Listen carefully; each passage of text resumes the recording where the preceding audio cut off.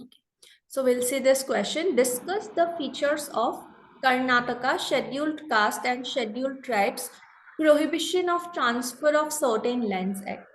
Okay, so SCs and STs are given some additional rights and there are prohibition on transfer of certain lands which are given to them, SCs and STs, for their benefit.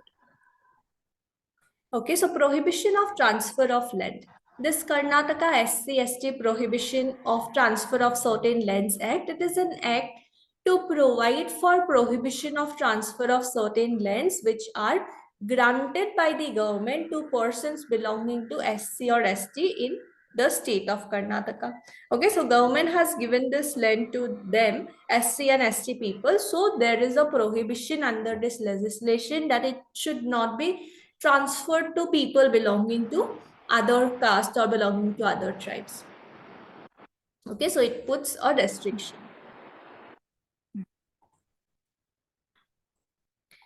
Then we have provisions relating to restitution of the granted rights. So if the assistant commissioner is satisfied that the transfer of any granted land is null and void, he may ask possession of such land and restore such land to the original grantee or his legal heir. Now, what is restitution? Restitution means restoring it back. Like by mistake, sometimes we delete some files and it goes to recycle bin, and we get an option in recycle bin, restore the file, right? As in, when we restore it, it goes back to its original folder, wherever it was, from where we deleted it goes back to that place, right? Same ways, restitution means restoring it. Okay, so there may be some situations wherein transfer of any granted land is null and void. It is not proper. Under this legislation, it prohibits transfer of land to other people belonging to other castes or belonging to other tribes. That this land is given to SCs and STs, it should be with them only. By mistake, because of some reason, if a plot of land which belonged to SC or ST got transferred to some other caste or tribe, in such cases, assistant commissioner is having the authority. If he is satisfied that yes, there was some problem in this transaction, it belonged to SC, ST, it got transferred to someone else. There, what happens is it would be considered as null and void, that this transaction is not valid. And we need to apply this also, restitution of granted land, right? It got transferred to someone by mistake. Assistant commissioner will say that this transfer or this transaction is null and void, and we need to restore it back to the original owner. From whoever SC or ST got transferred, we need to restore it back. We need to give it back to the person. But sometimes it may happen the person is no more, right? In such cases, we can get it transferred to his legal heir also. Okay, so it should not happen that we cannot say that the transaction already happened, means let me enjoy the property. That will not happen. There is a restriction, there is a prohibition, means there is a prohibition. Even if because of some situation or transaction happens, it can be considered as null and void by assistant commissioner. Okay, is it clear? Yes. Okay. Actually, I think you have switched on your fan, right? That sound was coming, so I have muted you. Okay, so it's fine. You can just unmute it whenever you want to speak. Okay, otherwise that sound keeps on coming. Okay. Yeah. So this legislation puts like a restriction like that it would be considered as null and void, and assistant commissioner can say that no, this plot of land was given to SC and ST by government, so they will only enjoy it. If the person is not there, original grantee is not there, even to his legal heir it can be transferred. Now, grant of land to person belonging to any of scheduled caste and scheduled tribes. When restitution of granted land of which grant is null and void, like we are talking about this provision, right? Then the assistant commissioner has asked for restitution of plot of land because transaction was considered null and void. Sometimes it may happen, sometimes it might be possible that you give it back to the original grantee, you give it back to the legal heir. Sometimes it might not be possible that the original grantee is there, or maybe his legal heir is there. So whom should be transferred and what should we do with that plot of land? Right? When restitution of granted land is not possible to original grantee or his heir, it's not possible, such land shall be deemed to have vested in the government free from all encumbrances. So it would be considered that land is again going back to the government because this SC/ST person is no more there. Maybe his legal heir is no more there. So whom should we transfer? There is no one. In such cases, it's not like we will say that you only keep the property.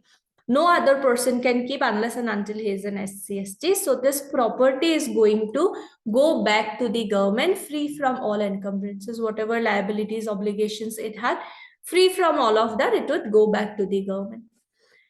The government may grant such land to a person belonging to any SC or ST. So just like how government previously had given plots of land to SC/ST people, similarly this plot also can be given by government to a person belonging to SC/ST. Thus, it is a special feature of the Act that ensures that rights of SC/ST people are not being infringed. So it cannot be infringed on the ground that the original grantee died or his legal heirs are no more, so let me keep it. No such provision is there. It's like specifically ensures that SC/ST people, whatever land belongs, it remains with them only. If it's not possible, it would go back to government. Government would again give it back to someone belonging to SC/ST. Lands belonging to SCs and STs. Okay, this act also provides for the prohibition of transfer and for restoration of lands granted by government to persons belonging to SC and ST in the state of Karnataka. So this act is putting a restriction on transfer and restoration of land. Government to provides for prohibition of transfer, that you cannot just transfer it to someone else, you cannot just sell it to another person, and also there is restoration, right? In case some transaction happens, it goes back to such person. So lands belonging to SCs and STs will remain with them only. These kind of laws are also applicable in other states. There is some law related to that in Meghalaya. Okay, there is a Khasi tribe there. So it's like a rule over there in a place, Shillong, capital of Meghalaya, that the plots of land which belong to the Khasi tribe, right, it cannot be transferred to another person.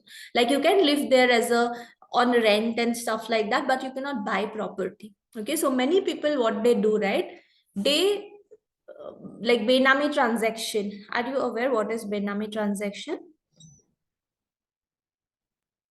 Yes, ma'am. Someone else's name, someone else buys, Buying right? land Like in that. other people. Yeah. In the name of In name of someone they buy. So what people do, right? They might not be from Khasi tribe. They will buy it in somebody's name who belongs to the Khasi tribe, and someone else is enjoying. Those sort of things also happen. But still, under the legislation, it tries to make all the provisions to ensure that rights of these tribal communities are not being affected. Okay, so this also has all this provision.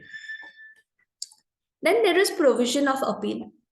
Any person aggrieved by an order passed by Assistant Commissioner regarding restoration of granted land may prefer an appeal to the Deputy Commissioner within a period of 3 months from the date of communication of such order. Might be the Assistant Commissioner was satisfied over here, right? That Assistant Commissioner was satisfied that this transfer is not valid. This plot of land belongs to SC/ST and it got transferred to someone else. Assistant Commissioner declares it as null and void. But now this person is aggrieved by that decision. This person has some problem with that order, right? If he is not happy with the decision passed by Assistant Commissioner, he has a right to appeal also. Right? When he came to know about this order, when this order was communicated to him that Assistant Commissioner has decided to take back the property or order for restoration, this person within 30 days can appeal to the Deputy Commissioner challenging this decision passed by Assistant Commissioner. Okay, so it also ensures that rights of these people are also not being violated, not like arbitrarily some decision will be taken, right? We have provision for appeal also. Prohibition of registration of transfer of granted lands.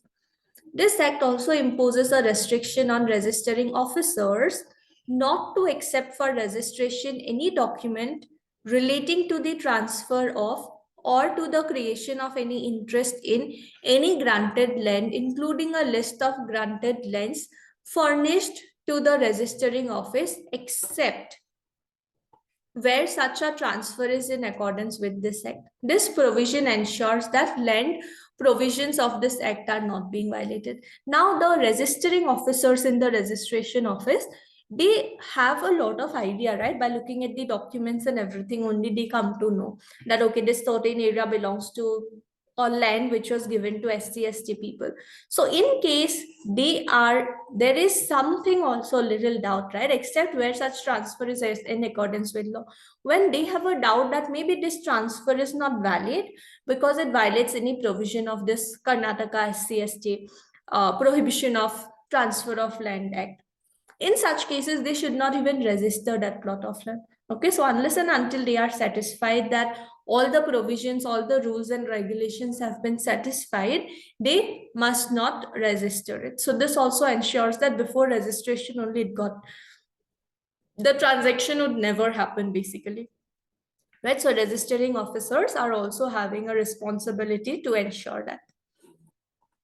Then we have penal provisions also. Section 8 of this act makes penal provision for contravention of provision of this legislation.